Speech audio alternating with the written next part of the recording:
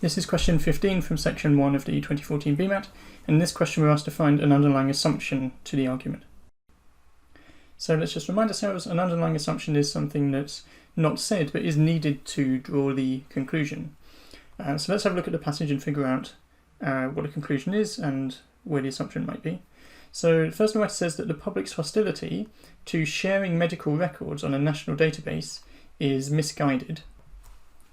So the first couple of sentences are partly saying what's happened, that there was a plan to share the medical records and that was stopped because of the public pressure, but the writer's main point is that that was a mistake, so they're giving their opinion on it. And then if we look at 3 says that medical records are personal and so people might not want them to be shared. So this is just reporting how people tend to feel, so it's a fact. But then they say, however, so they're putting that in opposition to what they just said. While everyone has an interest in privacy, we also all have an interest in advancing medical science.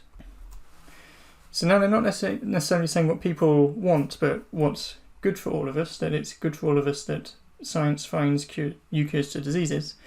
So that's an opinion. And last they say, if medical records were shared, then researchers would have more data to learn about diseases and the causes of diseases. Well, that's pretty much what medical records are, they're data, so this is just a factual statement.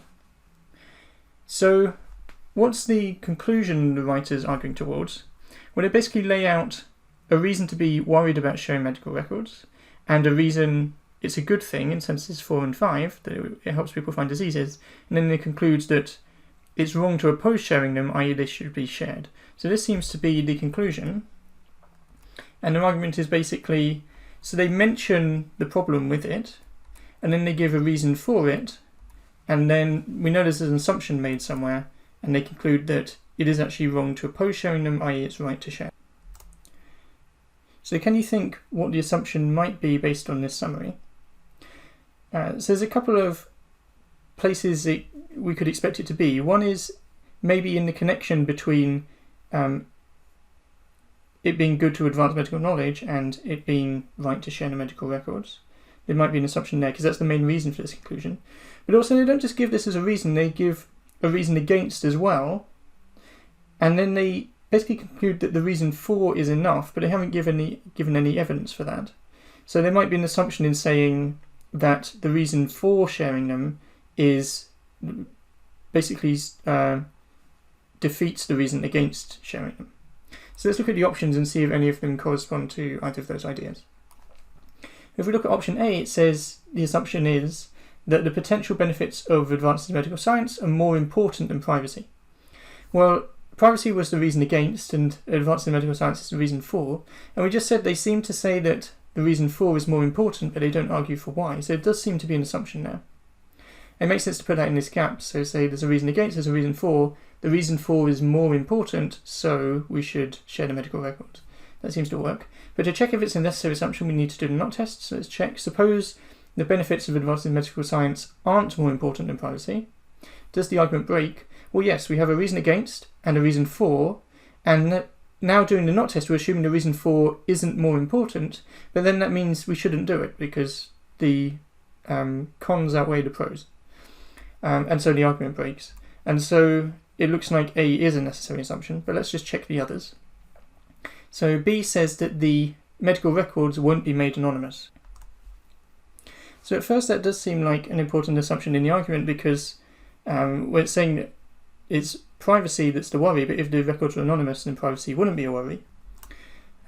But there are 2 things that mean that actually doesn't matter. So the first is it just matters how people feel about the medical records, not whether that's justified. And people might have worries about privacy even if they're anonymous. But more importantly, privacy being an issue is the reason against sharing medical records, which the writer basically doesn't think is important enough. And so any assumption made in supporting the reason against isn't really relevant to their argument. They're just mentioning this reason against, but actually they ignore it. And so this just turns out to be irrelevant to the argument they're making. If we look at C, C says that the hostility some people show to sharing medical records is representative of the general public. Does this seem like a necessary assumption? Well, what really seems to matter is that those people who do oppose it are wrong, not how many people oppose it. But to check, we can do the not test. So suppose the hostility shown is unrepresentative, so some people are hostile, but not everyone is. Does that affect how wrong it is to oppose showing medical records? No, the number of people disagreeing with the writer doesn't really matter. So we see that isn't a necessary assumption. And then if we look at D, D says that people tend to worry too much about online privacy. So firstly, this is a bit dubious because it's specifically about online privacy, and we haven't actually been told the national database will be online. But supposing it is, then this might seem to be something the writer's assuming, because they're saying, well, we should basically ignore people's worries about privacy. So maybe they do think they worry too much, but we can do the not test to check. So suppose people don't worry too much about online privacy. Well, what might be the case? Maybe they're right to worry the amount they do, but does that actually break the argument? So suppose we have a reason to share medical records, and also people are rightly worried about privacy, but you can still have a genuine justified worry that's overcome by a more important reason. And so it isn't necessarily wrong to oppose sharing the medical records, because the advances in medical knowledge might still be more important.